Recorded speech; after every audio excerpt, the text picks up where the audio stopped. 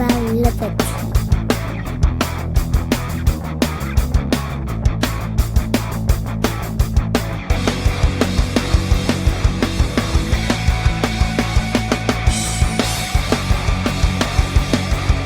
You know, I've always admired how in the past, I'm not so sure given current circumstances, how very respectful and almost gung-ho-ish Americans can be about their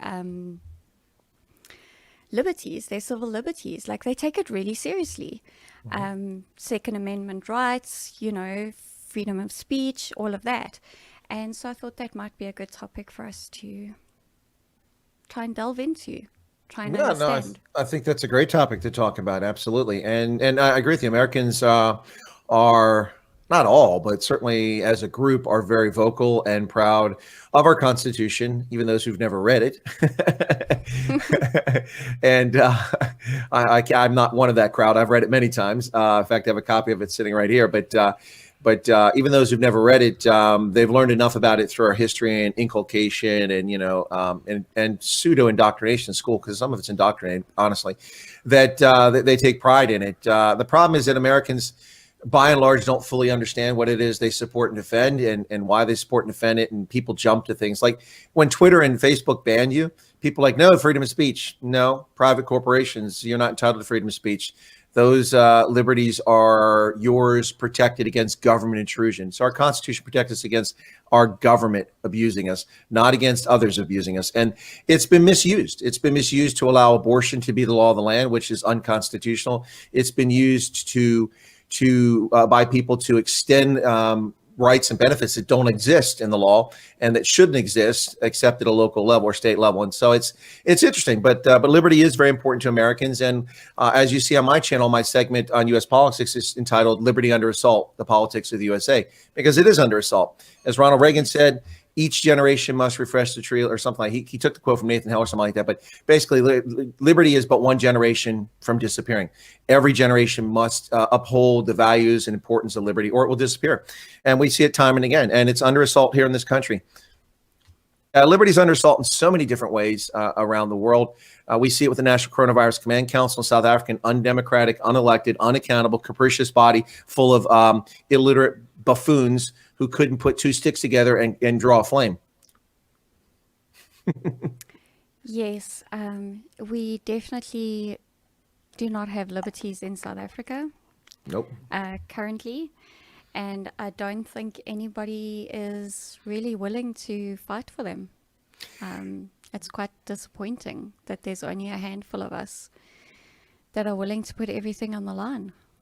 It is interesting, Beth, the interesting dynamic in South Africa in that a lot of people will be happy to bitch and complain about things, but almost nobody's willing to stand up and do something for it. I don't have any use for Julius Malema. He's an oxygen thief. He's a dangerous domestic terrorist. But I do have to respect the fact that at least he does something.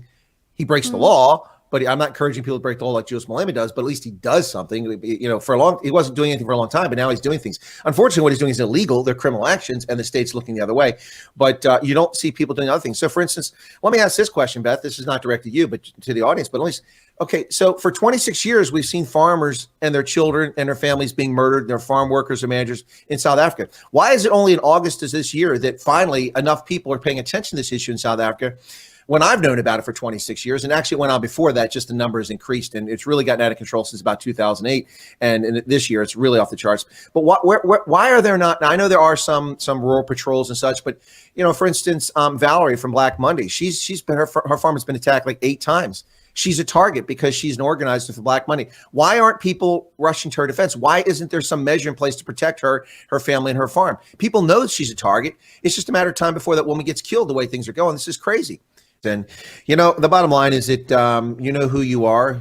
All of us know who we are. And if we're willing to know who we are and ourselves, then we should be comfortable in our shoes. So I'm comfortable in my shoes. I know who I am. I know who I'm not. And so while that stuff is annoying, some of it's actually entertaining. It's the argument. It's funny because I've also been called a racist by people online who are actually saying so in a racist fashion. And they're missing the entire irony that, hey, dude, hey, pot, kettle, you're black. Yes. Yeah. I think the best way is to get out amongst people, and you have to have people that are appealing, that are articulate. No, I think that, but the thing is, you have to have articulate, engaging people who can get out amongst people and sell the message and tell them about liberty and about whatever the issue is about politics. I think part of the problem here is that we've got generations of people around the planet now. Now, it's understandable in a lot of countries outside the U.S., but in the U.S., I really don't get. Well, I know how it happened, but it's really disheartening to see it here. Government. People forget that government isn't natural. We didn't just like fall out of the sky and there was a government around us. People organized governments to protect our collective interest and defend us against a foe. That was the initial reason we had governments, to protect us against threats, outside threats. You know, the guys and the gals from the next camp coming over with clubs and raping and pillaging. Oops, I hear feet running on the floor. Yes, the Labradonkey has come inside. Oh, okay.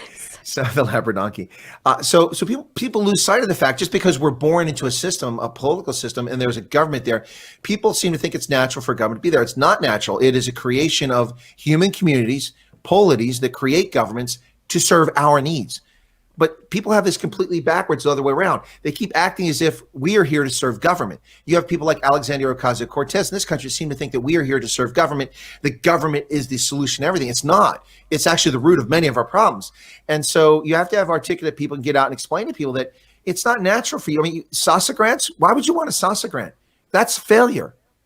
Mm-hmm. I realize you're hungry, but you should be more interested, more concerned about, how do I get an education? How do I get a job? How would I better myself? You know, it's particularly distressing in South Africa, and I've told people this for about a decade now, that instead of inculcating the values in young South Africans to want to aspire to become entrepreneurs and doctors and lawyers and nurses and soldiers and pediatricians and farmers and agronomists, young people look to the African National Congress and go, I want to be a ward counselor.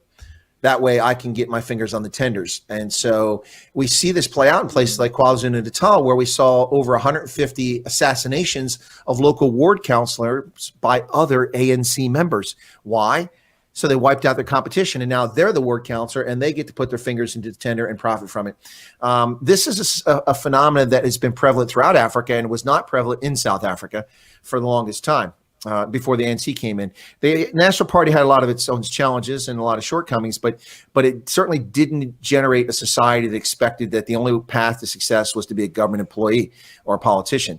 But that's been the norm in much of Africa, and that's pretty scary. It's pretty scary because government doesn't create anything except trouble. It can solve some problems with the right resources and the right leadership, but it doesn't create anything. Government doesn't it doesn't run airlines properly. Look at South African Airways. It's a disaster. The company was profitable under apartheid when they couldn't land in any country in Africa and had to burn fuel flying around Africa, and they still turned a profit.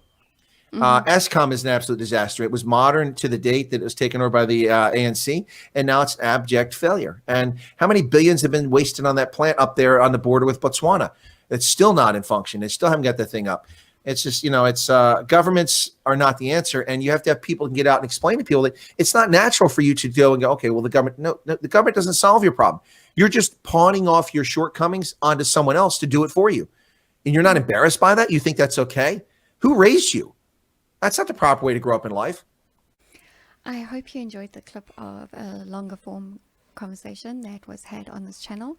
A card was shown earlier in the video that would take you to the original long form live stream. This has been Eleutheria, enlightening South Africa through liberty. YouTube is now recommending another video of mine that you might enjoy. Please don't forget to like this video, and also if you're new here, please consider subscribing to Eleutheria.